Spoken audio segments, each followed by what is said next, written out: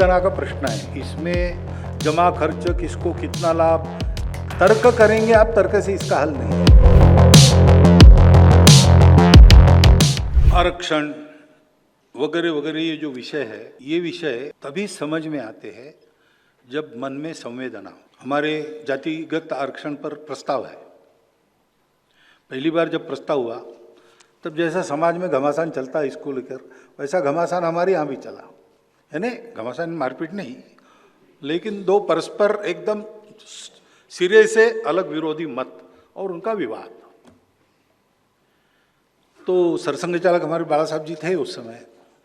उन्होंने एक सत्र सारा सुना और फिर उन्होंने कहा कि देखो, 1000 वर्षों से इस जातिगत भेद का दंश जिन्होंने झेला है, उनके परिवार में अपना जन्म हुआ है, ऐसी कल्पना करके सोचो और अगले सत्र में बोलो। अगले सत्र में आरक्षण के समर्थन का प्रस्ताव सर्वसहमति से पारित हो गया।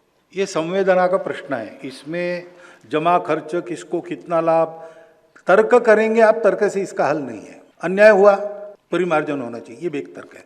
अन्याय जिन्होंने किया वो तो चले गए, आज तो हम इसको मानते नहीं, हमको क्यों तकलीफ, अब ये भी एक तर्क है। दोनों तर्कों में दम है। इसका क्या, इसका हल ये नहीं है।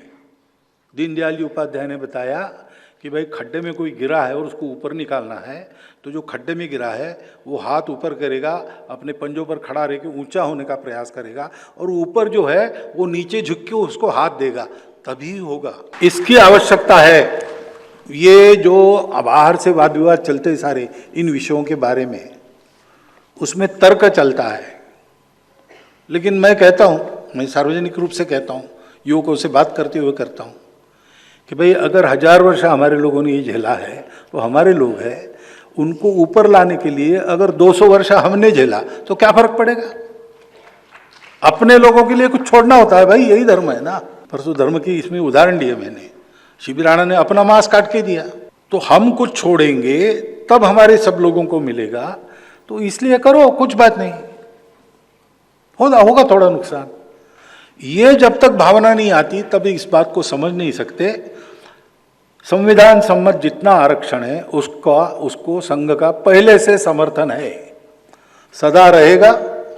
और जब तक उस आरक्षण के लाभार्थियों को लिए लगता नहीं कि इसकी आवश्यकता नहीं भाई है, वो समाज भेद समाप्त हो गया, अब हम अपने बलबूते खड़े रहेंगे, ये दूसरे किसी को दो, ऐसा जब तक उनको लगता नहीं, हम उसके समर्थन में रहेंगे। ये मैं कई बार बोल चुका हूँ, ये संघ की भूमिका पहले से है।